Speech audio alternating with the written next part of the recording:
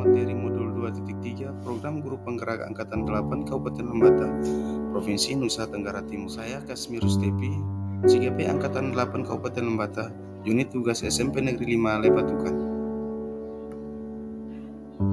Isi mengantar materi ini saya mulai dengan pertanyaan reflektif, bagaimana peran Anda sebagai seorang coach di sekolah dan keterkaitan dengan materi sebelumnya di paket modul 2, yaitu pembelajaran berdiferensiasi dan pembelajaran sosial emosional.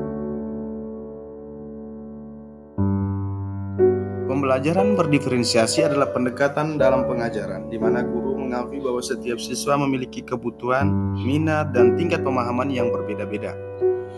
Guru yang bertindak sebagai coach akan yang pertama mengidentifikasi kebutuhan individu siswa. Sebagai seorang coach, saya akan bekerja sama dengan setiap siswa untuk memahami kebutuhan belajar secara individual. Hal ini melibatkan pengamatan, percakapan, dan penilaian yang cermat. Yang kedua, menyediakan dukungan yang sesuai. Sebagai coach, saya perlu menciptakan rencana pembelajaran yang memadai untuk setiap siswa dengan menyesuaikan dengan kebutuhan, minat, dan kemampuannya masing-masing. Menggunakan strategi berbagai pengajaran, materi, dan sumber daya yang berbeda untuk memenuhi kebutuhan siswa. Yang ketiga, memberikan umpan balik konstruktif. Sebagai coach, saya akan memberikan umpan balik yang spesifik dan membantu siswa untuk terus memperbaiki keterampilan mereka. Dan juga akan mendorong siswa untuk mengambil inisiatif dalam pembelajaran mereka sendiri. Yang keempat, memfasilitasi kolaborasi. Pembelajaran berdiferensiasi juga dapat mencakup kerja kelompok. Sebagai coach, saya perlu membantu siswa belajar bekerja sama, berkomunikasi, dan menghargai perbedaan pendapat dalam konteks kerja. Yang berikut, pembelajaran sosial emosional atau PSE. Pembelajaran sosial emosional adalah proses pembelajaran yang fokus pada perkembangan keterampilan sosial dan emosional siswa, seperti empati, keterampilan komunikasi, pemecahan masalah, pengelolaan emosi. Sebagai coach, saya berperan dalam pembelajaran sosial emosional dengan cara-cara seperti berikut. Yang pertama, model perilaku sosial emosional. Sebagai coach, saya perlu menjadi contoh bagi siswa dalam hal bagaimana berinteraksi secara positif, mengelola emosi dengan baik, dan menunjukkan empati. Dengan demikian, siswa dapat belajar dari hal tersebut.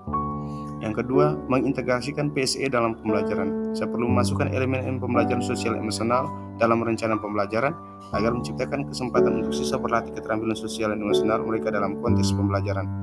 Yang ketiga, mendukung perkembangan pribadi siswa. Saya perlu mengidentifikasi siswa yang mungkin mengalami kesulitan dan aspek sosial emosional dan memberikan dukungan khusus kepada mereka. Berupaya melibatkan siswa dalam percakapan yang mendalam untuk membantu mereka mengatasi masalah emosional atau konflik sosial. Kesimpulan. Dari hal-hal yang telah dijelaskan, dapat ditarik kesimpulan sebagai berikut. Peran guru sebagai coach sangat relevan dalam konteks pembelajaran berdiferensiasi dan pembelajaran sosial emosional. Guru dalam hal ini coach bekerja untuk memahami kebutuhan individu siswa, memberikan dukungan yang sesuai, dan membantu siswa mengembangkan keterampilan sosial dan emosional yang penting untuk keberhasilan mereka dalam kehidupan sehari-hari dan dalam proses pembelajaran. Pertanyaan reflektif yang berikut, bagaimana keterkaitan keterampilan coaching dengan pengembangan kompetensi sebagai pemimpin pembelajaran? Keterampilan coaching memiliki keterkaitan yang erat dengan pengembangan kompetensi sebagai pemimpin pembelajaran. Pemimpin pembelajaran adalah individu yang bertanggung jawab dalam menciptakan lingkungan belajar yang positif, mendorong pertumbuhan profesional staf pendidikan, dan mempromosikan perbaikan berkelanjutan dalam sistem pendidikan. Berikut adalah beberapa hal atau cara di mana keterampilan coaching berkaitan dengan pengembangan kompetensi sebagai pemimpin pembelajaran. Yang pertama, mendorong pertumbuhan dan pengembangan staf. Seorang pemimpin pembelajaran yang baik harus mampu mendukung pertumbuhan dan pengembangan stafnya. Keterampilan coaching seperti kemampuan mendengarkan dengan empati, memberikan umpan balik yang konstruktif, dan bertanya pertanyaan yang memandu sangat penting dalam membantu staf mengidentifikasi kekuatan mereka, mengatasi tantangan, dan merencanakan pengembangan potensi mereka. Pemimpin yang menggunakan pendekatan coaching dapat membantu staf untuk mengatasi hambatan dan mencapai potensi terbaik mereka dalam konteks pendidikan. Yang berikut, memfasilitasi kolaborasi. Pemimpin pembelajaran yang efektif perlu mempromosikan budaya kolaboratif di antara staf dan mengembangkan tim yang kuat. Keterampilan coaching membantu dalam memfasilitasi kolaborasi dengan membimbing individu dan tim untuk bekerja sama secara efektif, memecahkan masalah bersama, dan mencapai tujuan bersama. Pemimpin yang menggunakan coaching sebagai alat manajemen dapat memotivasi staf untuk berkolaborasi dalam upaya meningkatkan hasil pembelajaran. Yang berikut, memahami kebutuhan individu dan kelompok. Keterampilan coaching melibatkan kemampuan untuk mendengarkan dengan baik, mengajukan pertanyaan yang relevan. Dengan menggunakan pendekatan ini, pemimpin pelajaran dapat mengidentifikasi kebutuhan individu dan kelompok staf mereka. Ini memungkinkan mereka untuk merancang program pengembangan profesional yang sesuai dengan mengambil tindakan yang tepat untuk meningkatkan kinerja pendidikan di seluruh organisasi. Memberikan umpan balik yang konstruktif. Sebagai pemimpin pembelajaran, memberikan umpan balik konstruktif adalah kunci untuk perbaikan berkelanjutan. Keterampilan coaching membantu pemimpin dalam memberikan umpan balik yang lebih efektif dan memotivasi staf untuk mengambil tindakan perbaikan. Ketika pemimpin menggunakan pendekatan coaching dalam memberikan umpan balik, staf cenderung lebih terbuka terhadap saran dan kritik yang memungkinkan mereka bertumbuh dan berkembang. Yang berikut pemimpin dengan contoh.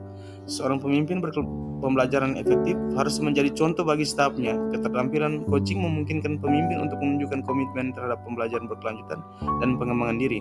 Hal ini menciptakan budaya di mana belajar dan pertumbuhan profesional dihargai dan diikuti oleh stafnya. Kesimpulan, keterampilan coaching berperan penting dalam membantu pemimpin pembelajaran untuk membangun tim yang kuat, memfasilitasi pertumbuhan staf, dan menciptakan lingkungan pendidikan yang mendukung perbaikan berkelanjutan. Pemimpin yang menggunakan pendekatan coaching cenderung lebih efektif dalam memenuhi tanggung jawab mereka dalam memimpin proses pembelajaran.